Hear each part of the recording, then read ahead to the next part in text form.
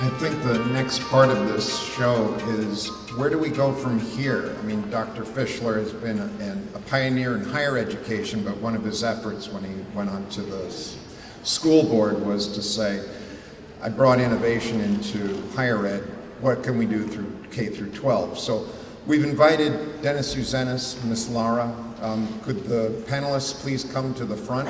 That's Jaime Torres. We've got a list of them up in the front here. Mathew Blazek. My name's Steve McCrea. I had the pleasure of walking into Dr. Fischler's office 5 years ago and saying, have you ever heard of this guy? I showed him a book by Littke. He said, no, but have you ever read my blog? And I said, no. And so after reading his blog, I basically said, I want to be a foot soldier in this man's army. And I soon realized that he wasn't going to be at the front. This general was not marching anymore. And so he's basically calling on all of us to take leadership roles in some way.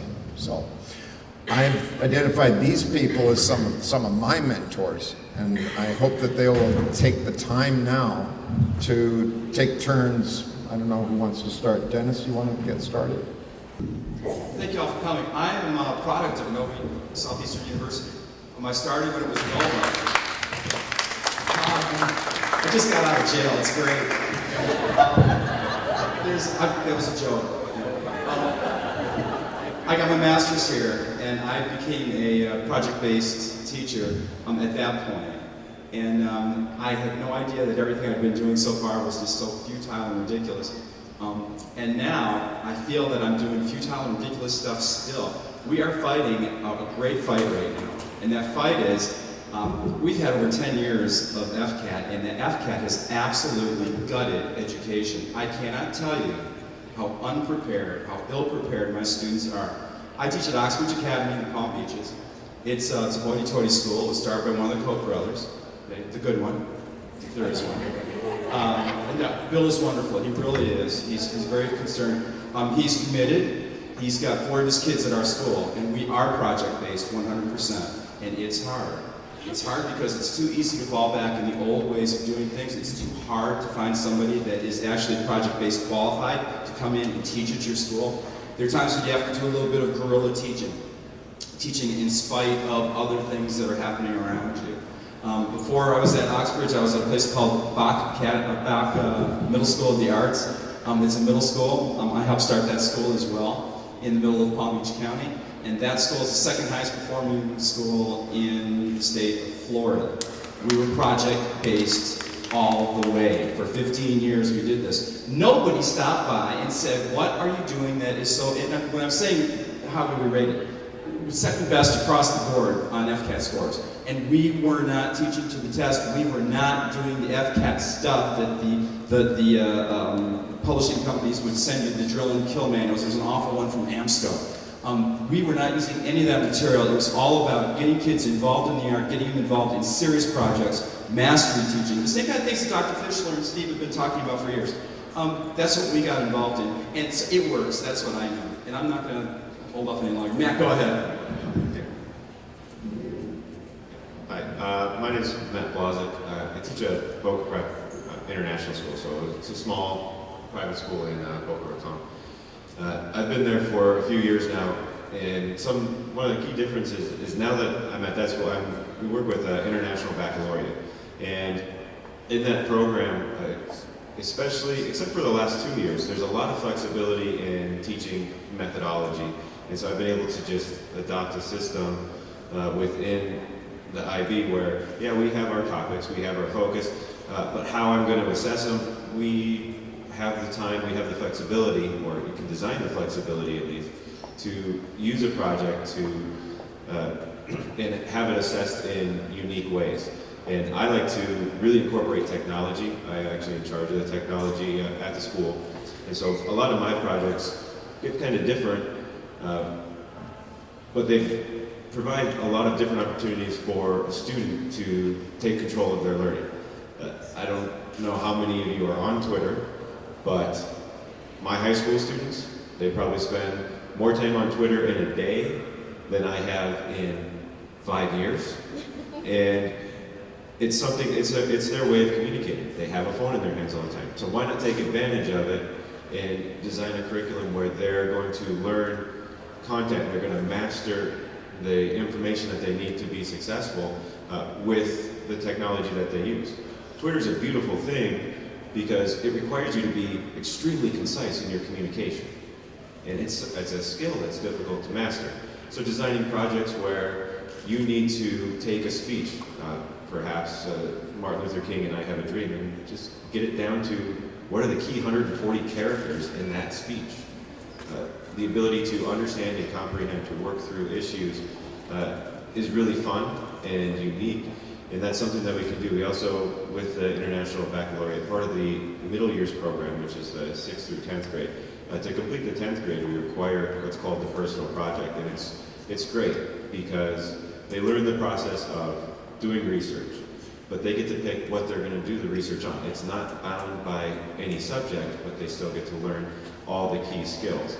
And the other beautiful thing with the projects is, even if it's not bound by a subject, maybe it can actually cover 3 or 4 courses at the same time. So instead of overwhelming students with 5 or 6 different assignments, they get one assignment that can be assessed in so many ways that it can cover their curriculum for multiple courses. And so having the structure with projects and having the freedom to use them has really been advantageous in that area. And that's kind of how I like to view the design and projects.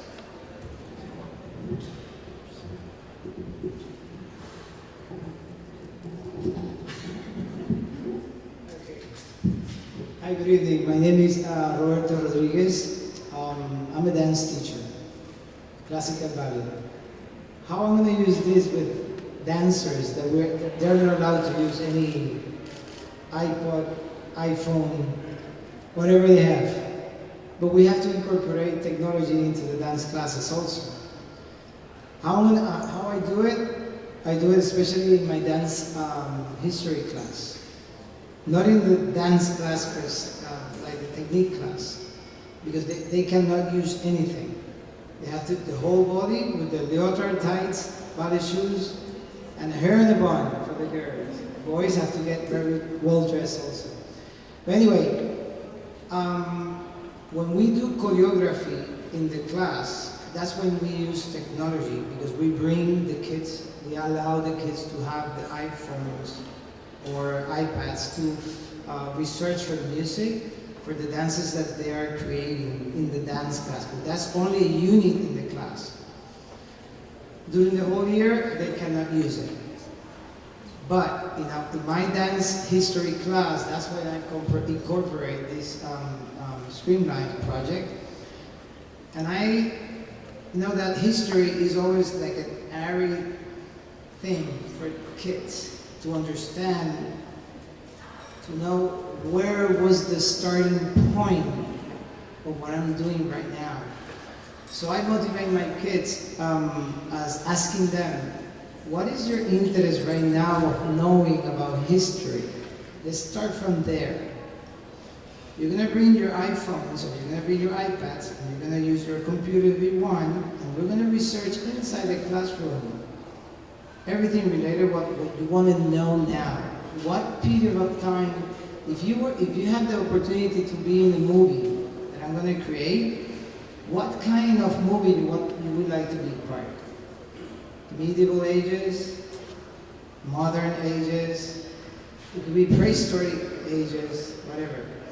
In the bottom, you're going to see what their interest in that moment. On the top, all the units that we cover from the beginning of September until now. We took the prehistoric times until the Romantic era in dance. And the only thing that I have to say right now, I asked my students to write something about this experience. And I asked them 2 questions. How does timeline exercise help you understand dance history better? Second, how do these events motivate you to learn more about dance? I'm going to read this one by Marie Callahan. She's a senior student from our school, Miami Art Charter School. This school only has 5 years of existence. It's a charter school. We don't have anything there, even textbooks, okay? So we try our best to motivate the kids as much as we can, because as a teacher, when I decided to be a teacher, I said to myself, every year you're going to receive a different kind of group. Not all of them are going to be the same, because they change. Things that you used the year before does not apply for the new kids that are coming this year. So you're going to have to be very creative as a teacher. And when you don't have nothing in your hands, what you have? Probably the technology that they have, because probably we don't have books, but they have iPads and they have iPhones. So we have to use them. And me as a teacher, I'm a motivator. I am not just a guide. That guy. That's it. I'm going to read this by Nick Callahan. And I think that resumes everything that they have learned in these last 3 or 4 months. By organizing the dance history timeline with my classmates, it has helped me to understand the relation between people and culture. Since each of us got to research a country we were interested in, it was an easier transition to start a history class. When we share the information, we research with each other. I gained a greater perspective of how the world shares a common art. The dance timeline shows not only when dance began being documented in certain part of the world, but also the purpose behind the movement. For example, belly dancing began in India in 1500 before Christ, as a spontaneous dances done at fertility rituals.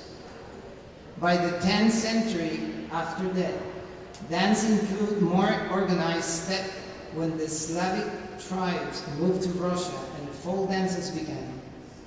Today, dance is either practiced or performed spontaneously or with specific steps. The timeline helps me recognize why people today move the way they do by taking elements from a variety of cultures.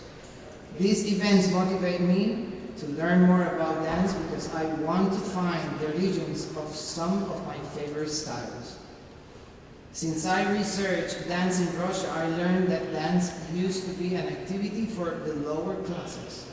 Typically, upper classes watches performance rather than participate. Years later, the ballet russe involved Russians, folk dances, and music into the pieces, or dancing.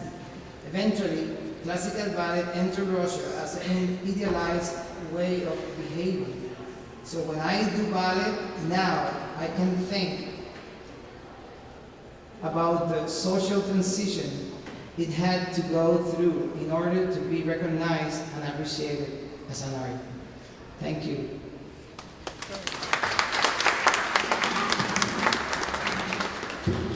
Good afternoon. My name is Jaime Torres, and I work in the same school that he does, Miami Arts Art School. So now picture those kids come into a math classroom. Right? Yes, that's usually what I see. I mean, math is the last thing in their mind.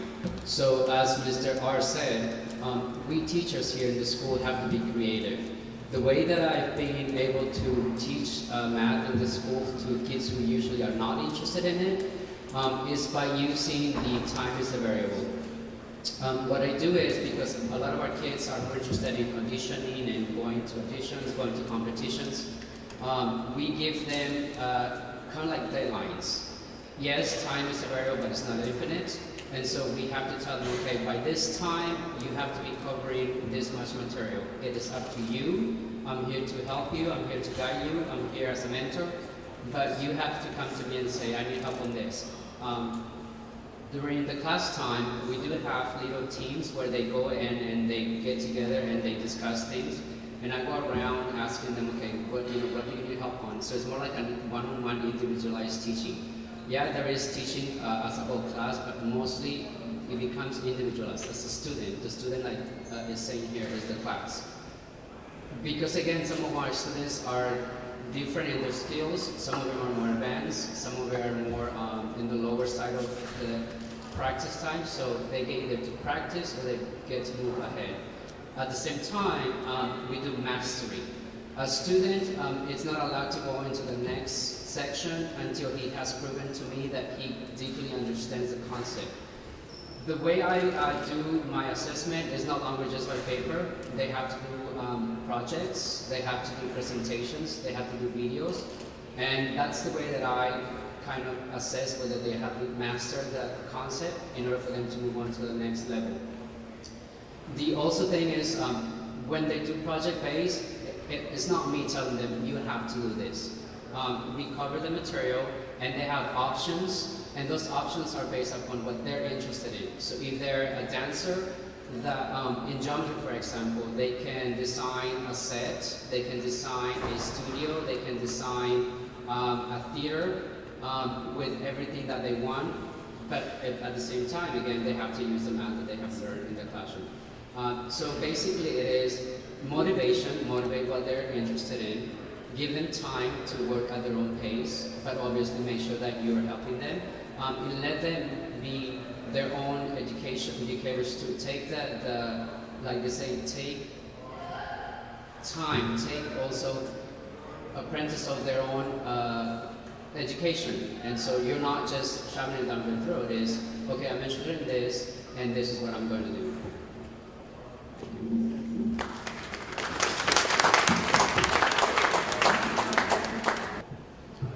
Good evening. I'm here to give you a different perspective. I'm a director of education and lead principal of Sunhead High School, a program for students who are 15 to 22 years old, as Dr. Fischler said.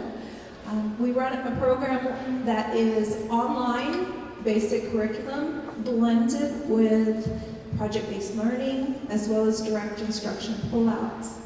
I want to commend all the teachers that are up here and their principals for allowing them to be creative in how they work with kids. That part is really, really important, and the reason why is in today's society, a lot of principals deal with parameters that they cannot go beyond, or they think they cannot go beyond. So I want to address something that this gentleman said a little while ago about the FCAT. If we think about it, the FCAT is nothing but the standards. What are we here to teach? We're here to teach kids the standards. And there are so many ways to teach kids standards. The best way is to teach them how to find things out by themselves. And that's exactly what they're doing. Because if you teach them how to answer those why questions, they'll carry those for the rest of their lives, no matter what they're doing. So it's not just about teaching them the FCAT, it's about teaching them the standards. Which brings us to project-based learning. I encourage my teachers to find great ways for kids to learn. Because I have a program that is run for 15 to 22-year-olds, most of my kids have struggled through the traditional high school.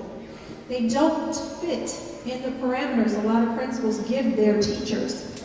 So the first thing as a principal and director of education, my first rule is make sure my teachers know that I support them in what they do, and that I'm giving them the training to be able to go out there and find the answers as to how they need to teach it for these kids to get it. And that's why I said it's very important that their principals are supporting them. I have a lot of friends who are principals. They went through school with me.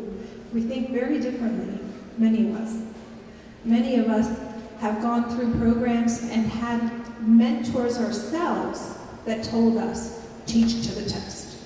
You have to teach to the test. You have to get the right scores.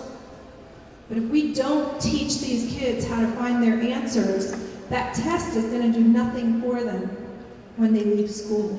It's going to do nothing for them when they get into college and they don't know how to research.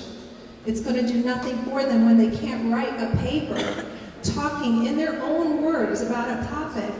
So teaching to the test is absolutely the wrong thing to do. Please, please, please get that word out there if you know anyone. So at my school, I have a young man here, Johnny Soto. He is one of my students. I have two campuses, one in Oakland Park, one in Margate. And Johnny's been working very closely with a young man who walked into my office back in July. Steve McCrea walked into my office in July and sat down in front of me and started talking to me. And I remember him very, very well the day I hired him because he walked into my office and plopped about 6 books on my desk as soon as he walked in. And they were the books, some of them were Dr. Fischler's books. And he talked to me immediately about project-based learning. And he told me a little bit about his background and what he'd gone through with different principals. And we talked very openly for about 2 hours, I would say. I don't think it was an interview, I think it was more of a conversation. And before he walked out of my office, for the first time in the 10 years that I've been a leader, I hired him that day. And I have not regretted it one moment because he has brought tremendous life to my building. We kid around because Steve makes a mark no matter where he goes. And it's because he lives and breathes the Fischler way.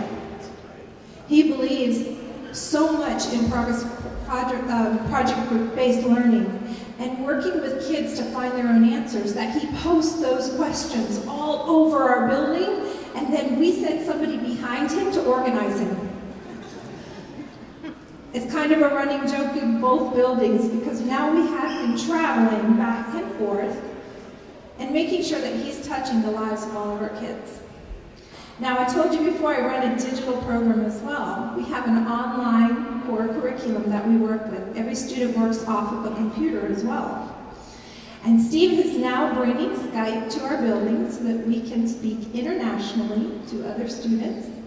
And we can be able to help other students learn English as well as teach them a little bit about the cultures that are happening within our building.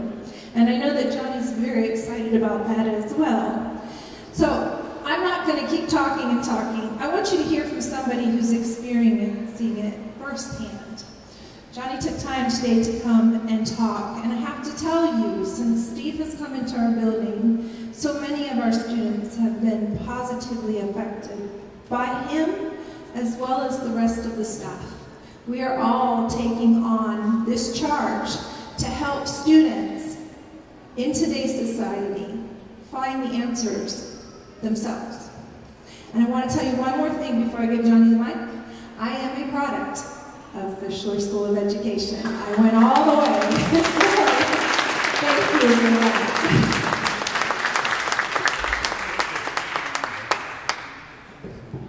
Good evening, my name is Johnny. I'm from Bethlehem, Pennsylvania. And I just want to start off by saying, before I came out here to Florida, I was a little nervous about going to school because I ain't know nobody. So when I first walked into school, I had my head down. I didn't know what else to do. Then I walked into my teacher, Mr. Steve, and he encouraged me to open up a little bit and not to be afraid, to talk like I am now. But today I have brought this project in because, see, a lot of people don't listen to rap music, and it's because, they'll hear violence or people doing drugs or people doing other things. But I brought you guys today Jada Kiss because his real name is Jason Phillips, and I want to talk about him because, see, in his songs, he wants to talk about how a lot of kids are struggling and how when going to school and having good teachers like Mr. Steve sit there and encourage you to do good things, we come out doing projects like this and explaining to the world why rappers are not all bad. Not all rappers are bad. I'm a rapper myself. Let me talk a little bit about this. For those that don't know, this is Aaliyah. Aaliyah had died in a plane accident. This is Jada Kidd's actually favorite singer. And I'm gonna hold it like this, you guys don't want it. Okay. Jada Kidd's expressing himself about how he felt about life. In other words, why hate? Because some people have more than others, or even have a gift that they can't share because others are favored. So, right here, this is Jada Kidd's lyrics. And I would like to read this to you guys so you guys can understand what he said in the song. He said, why they gotta open your package and read your mail? Why they stop letting brothers get degrees in jail?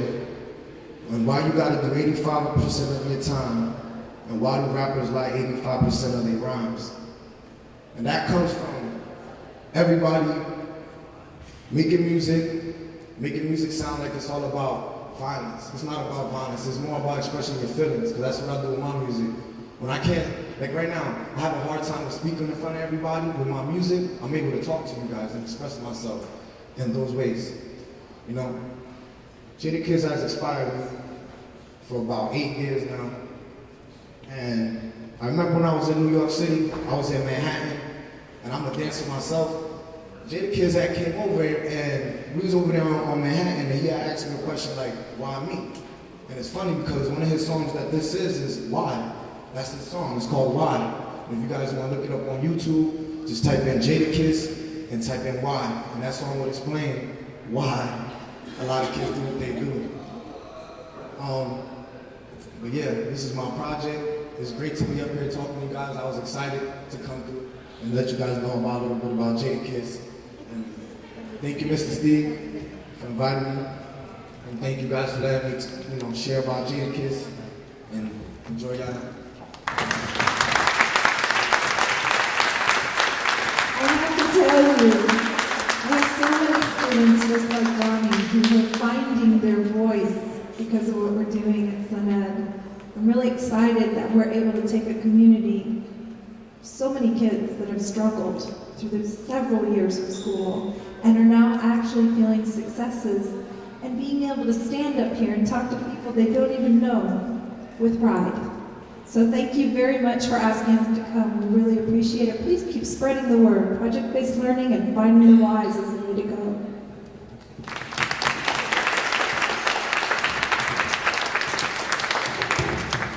Those of you who have a smartphone right now, we all have the power of one click. We can go to facebook.com and then you put in the student is the class. And there's a web page there. We need some more likes on it. So if you've got a mobile phone, Wi-Fi here is open. You can make a click. Thank you very much. Do you have anything else to say, Mr. McCrea, Professor? That's the end of the evening. Thank you so much for showing up. We got someone in the audience. I just want to give one more round of applause to the panelists for sharing all their wonderful insight.